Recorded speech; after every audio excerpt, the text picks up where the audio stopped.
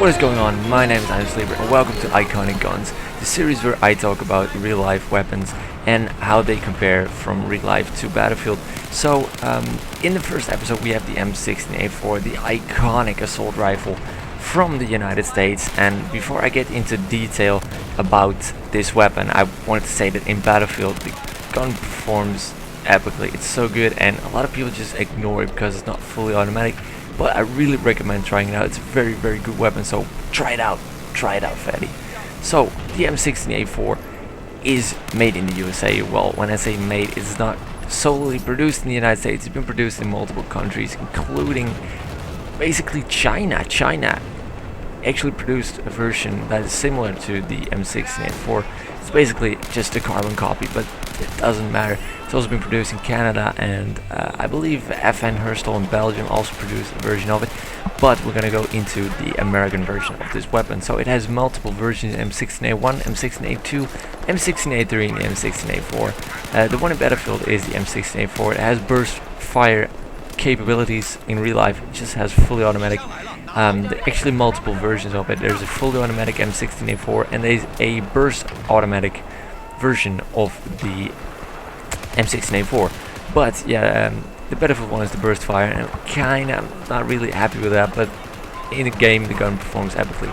But yeah, it's been designed in 1956 by Eugene, I don't know, Stoner and James Sullivan, and it actually derived from Project Salvo. Project Salvo is something really interesting. The American government spent 2 to 3 years after World War II studying after battle reports, and basically what they found is that lots of fire teams that had semi-automatic weapons were very likely to lose one-on-one gunfights with other squads that had fully automatic weapons, and it basically meant that the amount of shots fired was actually similar, basically led to the amount of casualties. And what it basically means is that the more weapons, the more automatic weapons, the more bullets you can put down range, means you can kill more. And that is, it sounds pretty obvious, but yeah, that is basically what the US government stated, and that all infantry soldiers should have assault rifles fully automatic, because in World War II it was very rare to actually see fully automatic weapons. Of course you had the BAR and the Thompson, but there were not really a lot of fully automatic weapons. But yeah, they really wanted to change that. So but no existing weapon, as I said, met the criteria that the US government actually stated to actually build for the infantrymen. So actually they had to design something completely new that has never been done before. So basically Stoner and Sullivan stepped up and designed this weapon, and it's been used from 1959 to present, and 8 million have been produced so far, and that is actually amazing that such an old gun is actually being used still. And of course you can see some of that also in the 1911, that's also still being used, and that was designed in 1911. I mean, can you believe it, that a gun over 100-year-old still being used and still very good. But yeah, the gun actually is very cleverly designed. A lot of guns in World War II have the iron sights on top of the receiver and on top of the barrel, meaning that if the gun had fully automatic capabilities, the gun would just bounce all over the place. It was very, very hard to keep your shot straight and on target.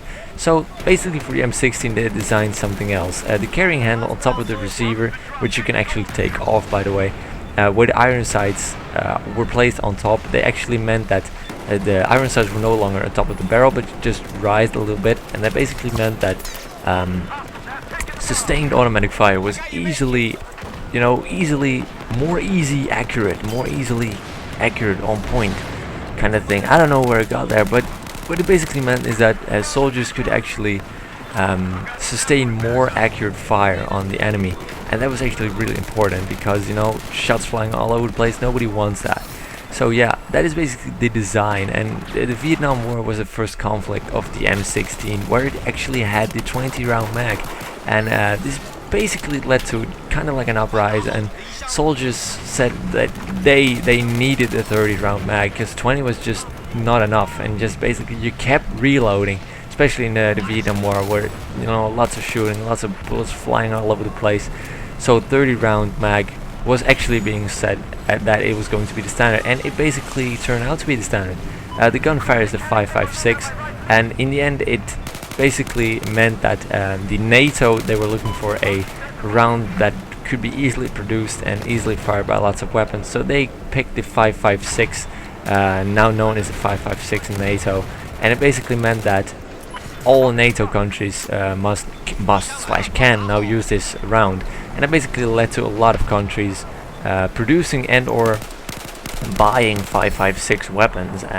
Lots of these guns, you can think about F2000s, Scar L, the M4 carbine, all weapons that fire from the Stanag kind of build. The Stanag is the 30 round mag that is also found in the M16, the M4, F2000.